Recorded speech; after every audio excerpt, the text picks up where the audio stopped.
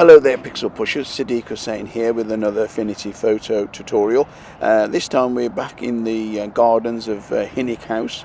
You remember I did a video from inside one of the lounges, and now I'm here in the garden sitting on one of the benches, and we just want to go through how we can subdue the background very easily.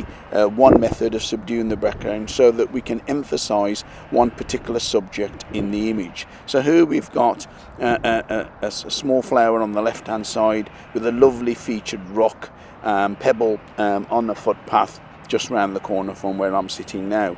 And really what we're looking at doing is subduing the background so we can emphasize one aspect of it. Sure, it's got a shallow depth of field anyway, so it's starting to fall off in the background, but without the distraction of the colors and the features here. So let's just wind it back to the beginning.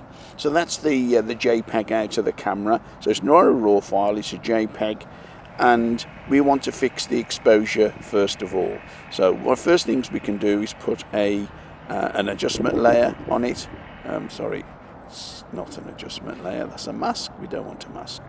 So adjustment layer, and try different ones, but a curves adjustment will be really good. And we want to subdue, really bring out the contrast first of all. So typically you'd have an S curve, which would be that would give it very contrasty, but that's not really going to suit this particular image. So what we're looking to do is to really bring out the detail and boost the color of the flower. So I think that's sufficient. We don't need to make this too complicated. And then we're going to really put a color shape, a rectangle, on the whole image. So first of all, we go over to the shape tool, select rectangle, and because I've got snapping and magnetic snapping enabled in the toolbar at the bottom, when we draw it out, it snaps to the edges perfectly. We don't want it to be white, we want it to be nearer to be black, so click on the fill and move it up towards black. In fact, well, let's make it black completely. And of course at the moment it's black, it's obscuring everything underneath. That's how layers work. So what we want to do is just bring down the opacity until we're happy with the opacity of the background, how it subdues the background. Okay, so we'll say about, let's go for 50%. Okay, so it's a 50% opacity, so you can still see the details in the background, but of course we want to bring out this pebble and this flower, and to do that we can do one of two things. We can either use the eraser and erase it out, but better still is to use create a mask to that rectangle layer. So select the rectangle layer, click on mask, so it'll have its own mask. And of course if you select the mask then, and then select an appropriate brush and paint with black, remember black blocks, white reveals, and pick the appropriate brush, a nice soft edged brush. Make sure we haven't got wet edges ticked, which we haven't. Increase the size of the brush. And really what we're doing is we're painting with black, which reveals, because you're blocking the effect of that black rectangle, you're revealing the details of the rock below. And the beauty of using a mask is that you can use black to block, white to reveal, and you can really fine-tune the effect that you want easily by going backwards and forwards between those two colors. And here I want to bring out the flower and do the center bit. Now the flower's out of focus anyway because it's shallow depth of field, so that helps. So you don't need to be ultra accurate with this. You don't have to take it right to the edges, but of course if you want to, then you zoom in, reduce the size of your brush, maybe even change the style of your brush, the type of brush, if you feel that would help.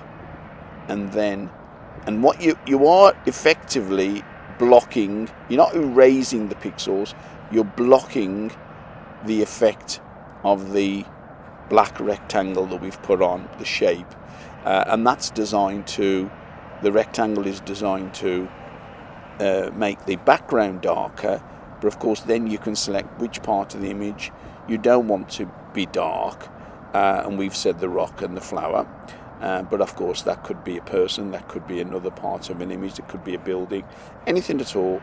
And if you make a mistake, then you can paint with white, just flip over and paint with white, and that will reveal. White reveals, black blocks.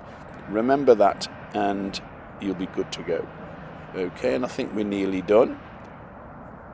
And of course at the end of it, if you want to do any other edits, a good idea is to either merge all the layers together or group them, and then apply whatever effect that you want, whatever edit. Maybe you want to crop it, maybe you want to apply a different effect, maybe you want to put a border around it. That's entirely up to you. So there we go. And that's now emphasizing the flower. We could fine-tune that a bit more there, but of course you could do that. But really it's that detail on the rock there. And if we sort of see before and after, so that's as was, and then that's with the effect. So it really brings out the detail. And then we haven't sharpened the image. We could put a sharpening filter on it, but I'm not going to now.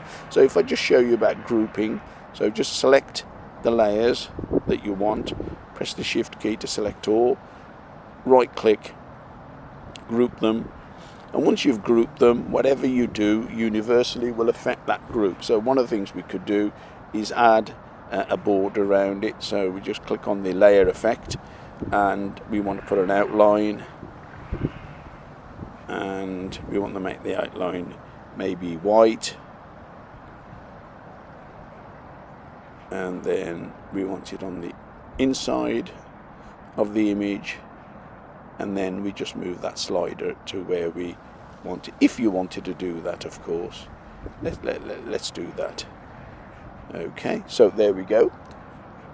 By grouping the layers, you can apply an effect because you're effectively applying it to one layer. It's not one layer, it's a group of layers that have been treated as one layer, but it allows you to do that. And then of course just file and export to the way you want it. I hope you found that useful. Do give us a like and subscribe if you haven't already done so. So come back for look out for the next one from Hinnick House, maybe in the gardens, maybe in the summer house, maybe in the music room, who knows, but we'll be doing one or two more from around the location. Thanks for watching, and I'll see you next time.